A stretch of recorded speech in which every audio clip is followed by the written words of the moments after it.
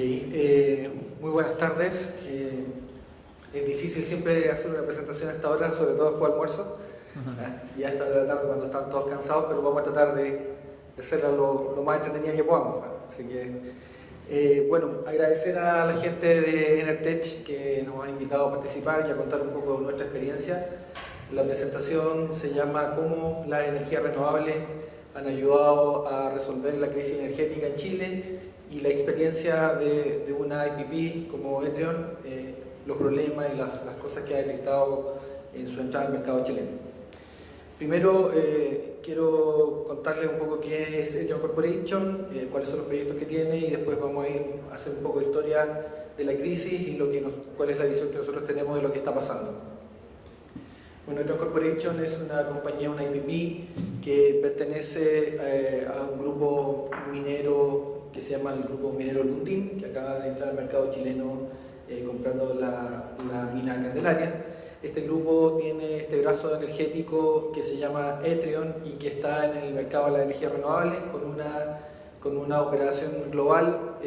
Etrion partió sus operaciones en Europa, tiene actualmente 17 plantas fotovoltaicas funcionando en Italia. Hace 2 o 3 años atrás partió una expansión hacia otros mercados, el mercado japonés, donde actualmente hay en construcción 2 plantas fotovoltaicas y un pipeline de aproximadamente 300 megawatts, y el mercado chileno, donde ya tenemos en operación una planta fotovoltaica en la localidad de Salvador por 70 megawatts. También el año pasado abrimos una oficina en Miami para estudiar las opciones del mercado eléctrico latinoamericano y norteamericano. Etrion Corporation actualmente, como les comentaba, tiene en Chile operando 70 megawatts. Adicionalmente acaba de obtener la resolución de calificación ambiental para 99 megawatts adicionales, proyectos que están muy prontos a estar ready to build. En Japón, en el pipeline que tenemos, lo tenemos en asociación con Hitachi. Con Hitachi estamos desarrollando este pipeline de 300 megawatts que es bastante agresivo para el mercado japonés. En Chile entramos en asociación en el proyecto que tenemos funcionando con la compañía Total. Siempre nos gusta asociarnos con muy buenas compañías, con compañías que nos puedan agregar valor y que podamos dar una mejor solución.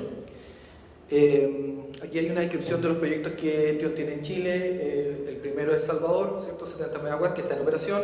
Después tenemos un proyecto aprobado, Las Luces, de 27 megawatts, que está en el límite de la segunda y la tercera región.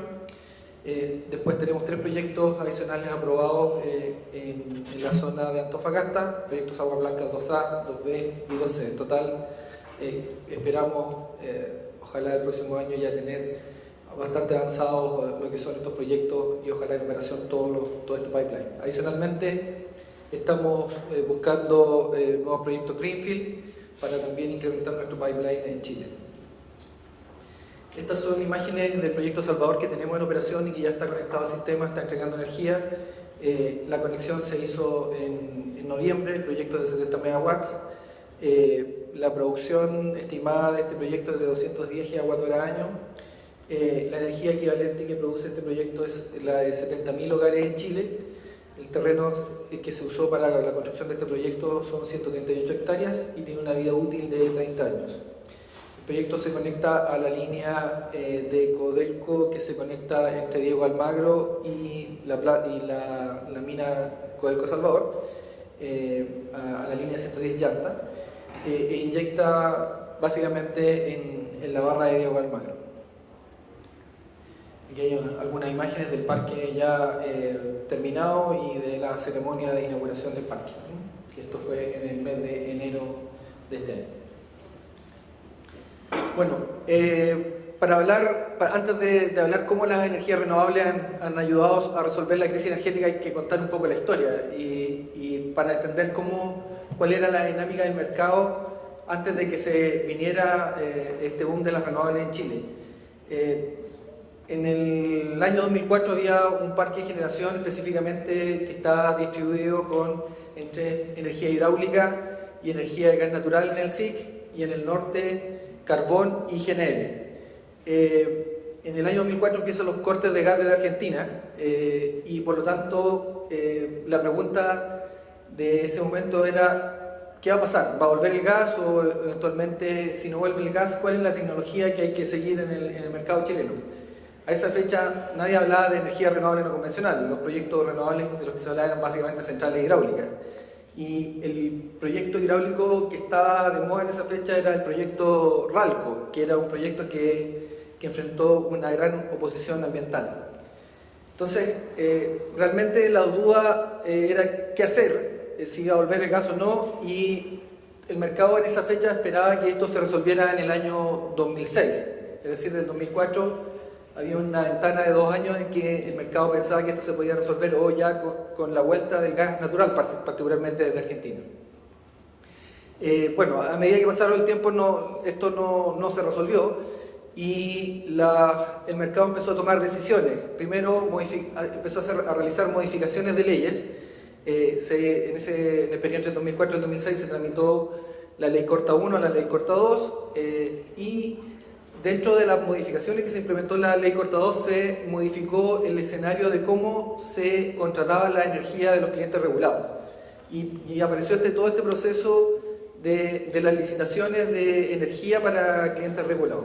Eso, en el 2006, gatilló el desarrollo de varios grandes proyectos, y básicamente proyectos carboneros. O sea, ya el mercado tomó una decisión hacia qué mundo ir, hacia el mercado de carbón. Ante la ausencia del gas natural, la decisión de los grandes generadores en ese momento fue irse al carbón y se desarrollaron proyectos como Camina 2, Santa María 1, Campiche, Ventana, en total más de 1000 megawatts en el SIC, y adicionalmente se tomó la decisión de desarrollar un terminal de GNL de manera de independizar la compra de GNL de parte de Argentina. Todo esto se visualizaba que iba a estar en funcionamiento en 2010, entonces en el año 2006 el mercado ahora decía, bueno, la crisis se va a resolver en 2010, van a llegar los 1000 megawatts carboneros, se va a desarrollar el terminal de GNL y por lo tanto ya la ventana que antes era del 2004 al 2006 ahora era del 2006 al 2010, un poco más larga pero ya con soluciones de inversión específicas. En ese periodo, para enfrentar las contingencias que tenía el mercado y por los plazos que tenían estos grandes proyectos, el sistema se empieza a instalar diésel, o sea, que son muy rápidas de construir, que eran unidades que en general tenían menor oposición ambiental y por lo tanto se construyen muchos proyectos diésel, lo que hace que los picos de demanda del sistema los empiecen a dar estas centrales diésel y a afectar directamente los precios del mercado, subiendo los precios de los costos marginales. En el 2010, bueno, estos proyectos que estaban en construcción, dos grandes de ellos, que son Camina 2 y Santa María 1, fueron afectados por el terremoto que hubo en el 2010 y por tanto se atrasaron en su entrada, entraron recién en el año 2012. Y también empieza un escenario que empieza a afectar a los grandes proyectos, o los otros grandes proyectos que venían en el pipeline de desarrollo en Chile. Luis Eduardo los mencionó, Hidroaicén, Castilla, Barrancones, Río Cuervo y otros más, Punta Alcalde, empezaron a estar o a enfrentar problemas de oposición ambiental y por lo tanto se empezó a notar lo que se llama en el sistema eléctrico una desadaptación del sistema, es decir, que no iba a ser capaz el sistema de abastecer la demanda con generación eficiente, es decir, para complementar la demanda del sistema había que empezar a utilizar turbinas diésel y por lo tanto eso afectaba directamente los precios bajo la modalidad de los costos marginales. Entonces, también estaban muy activas las redes sociales, entonces todo esto se empezó a poner en retrasar la entrada del proyecto, eventualmente suspenderlos y finalmente eliminarlos del desarrollo.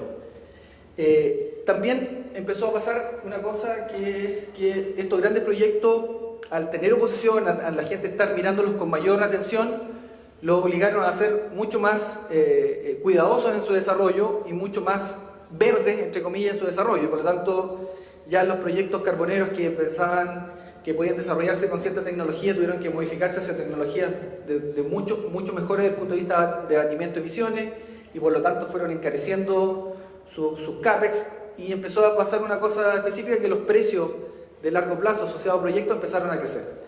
Y por lo tanto el mercado veía que el precio de largo plazo de los contratos empezó a crecer porque las tecnologías eran más caras, que la única forma de desarrollar esto o de volver a la normalidad era desarrollar estos proyectos, pero ya a precios que empezaban a incrementarse. El 2010, un poco siguiendo la historia, ya todos pensaban que esto se iba a arreglar el 2015, o sea, la ventana cada vez era más grande y finalmente todavía no había una solución específica, pero sí se pensaba que esto en el 2015 se resolvía. Bueno, hoy día estamos parados en 2015 y la pregunta es realmente si esto se resolvió o no. Entonces vamos a tratar de contestarlo. Hay una imagen, la siguiente, que muestra cómo evolucionó la matriz energética de Chile, un poco para confirmar lo que él señalaba en cuanto a que entre el 2003 y el 2013 la generación diésel se incrementó en forma importante, disminuyó mucho la generación de gas natural, disminuyó también en forma importante la generación de hidráulica y se incrementó el carbón. Entonces, por lo tanto, va mostrando un poco cómo se va modificando la matriz energética y cómo se van afectando los precios. ¿Qué pasaba en el mercado de los clientes libres bajo este escenario de precios crecientes, de proyectos que les costaba mucho más desarrollarse? Entonces, pasaba que el mercado spot era un mercado muy atractivo para los generadores y por lo tanto los clientes que querían firmar contratos iban a pedirle contratos a los generadores y los generadores les decían, bueno, ¿qué me vas a dar adicional respecto de tu contrato? Porque yo tengo un mercado que es muy atractivo, que está aquí al lado, que son precios del diésel, que a lo mejor es un mercado de corto plazo, pero que me puede generar muchos beneficios.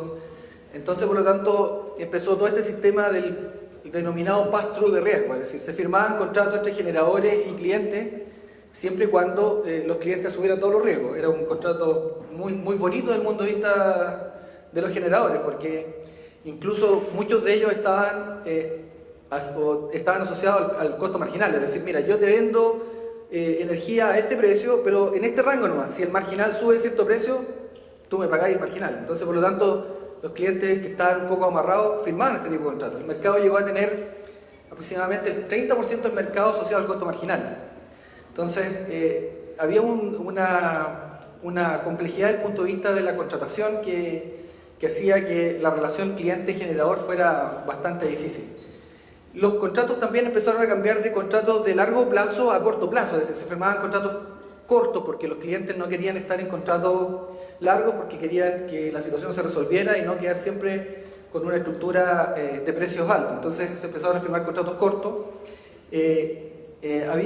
Habían ciertos problemas de transmisión en ese momento, pero los generadores los miraban como problemas interesantes desde el punto de vista de que habían sectores en el sistema que ofrecían precios muy altos y que podrían generar una oportunidad, que si ellos se instalaban en esa zona podían captar ese margen en forma importante y por lo menos hasta que se resolvieran estos problemas de transmisión.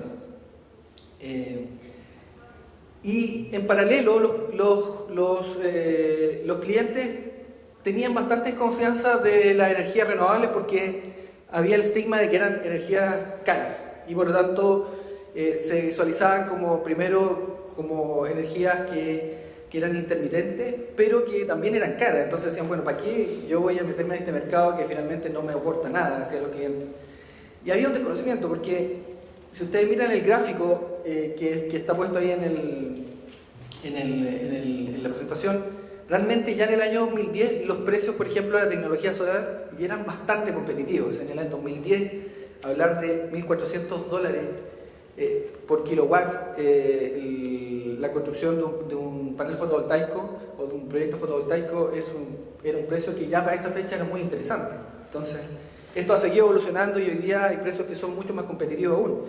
Pero ya en esa fecha, en el 2010, ya se estaba hablando en el mercado, por ejemplo, del carbón y con todo el incremento de los CAPEX en torno a los $2.500 el kilowatt. Entonces, hablar de solar en 1.400 era una cosa súper interesante. Por lo tanto, empezó esta desconfianza que estaba en el mundo, en el mercado de los clientes, por un lado, donde los generadores les traspasaban todos los riesgos, les cobraban caro, y segundo, no había muchas alternativas, daba un escenario específico que hacía que la situación de los clientes de largo plazo fuera bastante compleja. Había también desconfianza porque, si bien es cierto, había muchos proyectos de energía renovable, realmente no se habían concretado. O sea, habían en esa fecha en funcionamiento algunos proyectos eólicos que eran básicamente promocionados por los generadores tradicionales, pero proyectos de desarrolladores o de nuevas empresas realmente no habían. En Chile hasta hace 3 años había solamente 1 megawatt funcionando. O sea, se hablaba mucho de solar y de la energía solar y la radiación solar en Chile, pero había 1 megawatt, entonces nadie sabía cómo iban a funcionar los proyectos solares en Chile, entonces había desconfianza, nadie los conocía. Bueno, esa es la parte un poco histórica del escenario donde entra la energía renovable. Entran básicamente en el mercado porque hay una fuerte caída de precios de los costos de la tecnología, porque hay espacios dentro del mercado para empezar a tomar posiciones, porque empresas con conocimiento y con know-how de desarrollo de proyectos empiezan a instalarse en Chile y a empezar a competir por contratos. Y bueno, se produce lo que un amigo siempre me llama un tsunami de energía renovable, un tsunami que nosotros lo conocemos súper bien en diferentes ámbitos, de que hay un tsunami de energía renovable, un tsunami solar, un tsunami eólico. Y bueno, se dan situaciones como que a la fecha de hoy, esta es una estadística que tenemos actualizada abril, hay 516 megawatts en operación en solar y ya hay 892 megawatts en operación en eólico. ¿De qué estamos hablando acá? Porque a lo mejor esto puede ser una cifra no muy relevante, pero en un sistema como el chileno, que entre el SIC y el SINC tiene 9000 megawatts, esto es una cantidad gigantesca de energía renovable. O sea, lo que hay aquí es que entre el 2010 y esta fecha se han instalado más del 10% o casi el 15% de la capacidad instalada que tiene el sistema o ambos sistemas en Chile, y eso es mucho.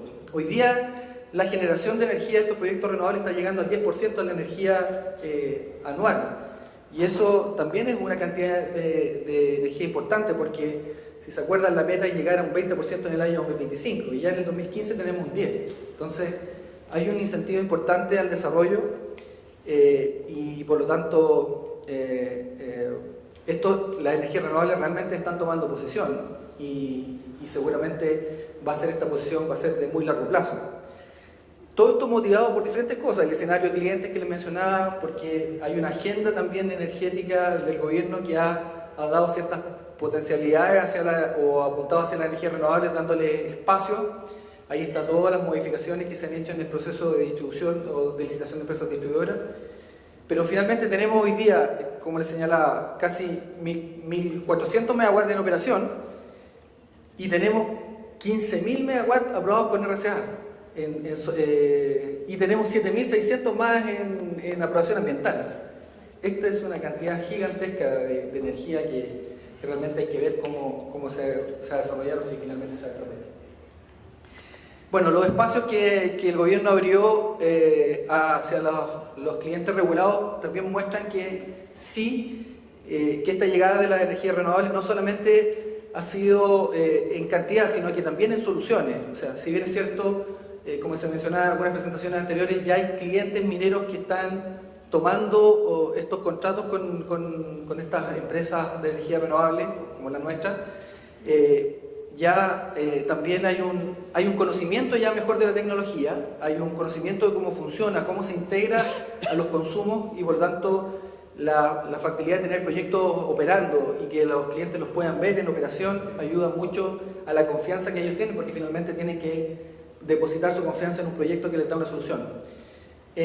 Si uno mira cuáles fueron los resultados de las licitaciones recientes de diciembre del 2014, bueno, lo primero es que claramente hubo una mayor competencia respecto a lo que venía haciendo las licitaciones antes de que participara la renovable. Cuando uno ve o se centra básicamente cuál fue el precio que las energías convencionales adjudicaron, el precio promedio en que se adjudicaron los bloques de energías convencionales está en torno al $110 por megawatt hora. También hubo una competencia en los bloques continuos por parte de empresas renovables cuyo precio fue de $100 en promedio, es decir, un 10% más barato que las energías convencionales. O sea, hoy día las renovables le están peleando los bloques continuos a las energías convencionales. Cuando uno integra todo lo que es renovable en el proceso de licitación, el promedio de ventas fue de $96, es decir, un 13% menos que lo que son las ofertas de energías convencionales. El resultado general es que la licitación se adjudicó en promedio $107, lo que es un 17% menos que lo que fue la licitación anterior, que fue a $129 por megawatt hora. Entonces, por lo tanto, la conclusión es que las energías renovables sí están ayudando a la solución, están ayudando con soluciones de energía a largo plazo, competitiva en precio, y básicamente están tomando su espacio. Pero todo esto tiene una historia bonita que esta, pero también tiene una historia compleja de lo que uno ve, o sea, del aprendizaje que uno tiene en el mercado. Y por ejemplo, una de las cosas que ha detectado uno cuando se junta con desarrolladores actualmente que tienen proyectos es, primero, bueno, hay que conocer el mercado bien para poder interactuar y promover soluciones que realmente tengan sentido. Y en función de eso, una de las cosas es determinar bien cuáles van a ser los flujos de los proyectos. Y lo primero que uno se da cuenta es que de repente uno se encuentra con desarrolladores o gente que está promoviendo ciertos proyectos que llega con precios, oye, los proyectos son súper buenos, van a vender su energía a $120 parejo en los próximos 15, 20 años, pero resulta que hay una falacia detrás de eso, porque cuando uno va, por ejemplo, a un proyecto solar y ve cuáles son los precios que se dan cuando está produciendo el proyecto, que es decir, el precio que es relevante para el proyecto, estos $120 se componen de generar a $180 con diésel en cierta hora de la noche, donde el proyecto no está funcionando, y de generar, no sé, a $60 en el día cuando sí los proyectos solares están funcionando. Entonces, ese tipo de cosas que son básicamente las que hoy día uno empieza a ver de la gente que está promoviendo ciertos proyectos, uno lo hace entender muchas cosas que, por ejemplo, como las que vamos a mirar más adelante. Vamos a ir salteando en la micro. La velocidad, lo otro que afecta son la velocidad de nuevos desarrollos.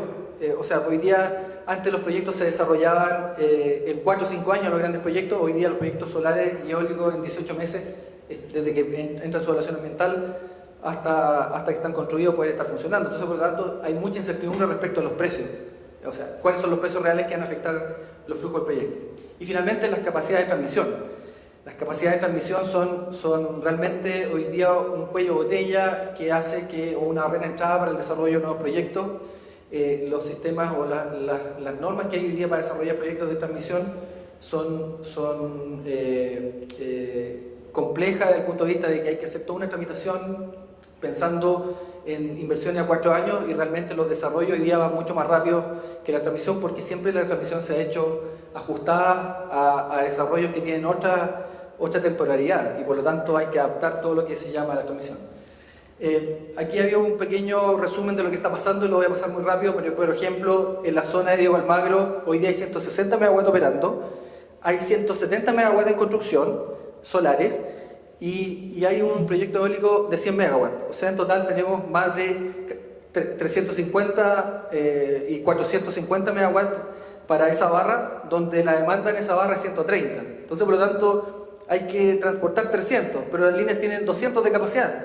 Y si te pasa a la siguiente barra, que es la barra de Carrera Pinto, hay 230 megawatts en construcción y los consumos en Carrera Pinto son 25. Entonces, al final, se está produciendo un cuello de botella que es imposible porque físicamente no da. Entonces, hay también que tener una cierta racionalidad del desarrollo. O sea, no se puede conectar cualquier cosa en cualquier barra. Hay que hacer un desarrollo que tenga cierta gradualidad, porque si no se transforma en un kamikaze que finalmente se instala en una zona y finalmente se afecta el mismo y afecta a los demás.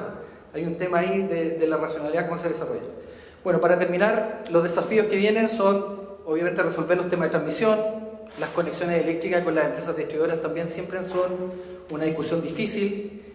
Las evaluaciones ambientales a veces te obligan a hacer proyectos integrados, porque si no te acusan que lo estás subdividiendo, pero realmente Si lo haces separado, te dicen no, realmente estás haciendo dos proyectos, son el mismo, tienes que hacer una cosa distinta. Pero a veces está pasando que, por ejemplo, dos proyectos que pueden ser eficientes y utilizar una misma subestación eléctrica, realmente para que no haya un problema ambiental, te obligan a hacer dos subestaciones distintas. Entonces eso encarece los proyectos, lo hace más ineficiente y adicionalmente tiene más impacto ambiental. Entonces ese tipo de cosas se necesita cierta flexibilidad. La flexibilidad en el parque de generación también. Se necesita una flexibilidad. Se habla de que las renovables están afectando desde el punto de vista operacional por la subida y bajada de las centrales, pero también tiene que haber una adaptación del parque. O sea, aquí estamos integrando una tecnología que está mostrando ser competitiva, pero el parque tiene que adaptarse también y por lo tanto hay que desarrollar proyectos hidráulicos, hay que desarrollar proyectos de GNL que tienen más flexibilidad que lo que son los parques, por ejemplo, carboneros. Y se viene todo lo que es el almacenamiento. El almacenamiento necesita o necesariamente requiere modificaciones legales y know-how que permita adelantar el almacenamiento, porque este país, si tiene almacenamiento, bueno, va a ser realmente un cambio estructural gigante en el mercado y por lo tanto Chile va a tener un potencial gigantesco que es todo ese potencial eólico y solar que tiene, ocuparlo diversificadamente dentro de las horas del día con el almacenamiento. Por lo tanto, las leyes tienen que adaptarse hacia esa área. Para finalizar, bueno, comentar que Etrion obviamente tiene el know-how y la fuerza para continuar siendo parte de la solución futura que tiene el país con una visión de largo plazo. La compañía llegó para quedarse en Chile y yo creo que las renovables también llegaron para quedarse en Chile. Y la respuesta, si mirado el 2015, si la crisis se solucionó, no se ha solucionado, queda mucho por hacer, pero ya las renovables muestran que están acompañando el camino a la solución. Muchas gracias.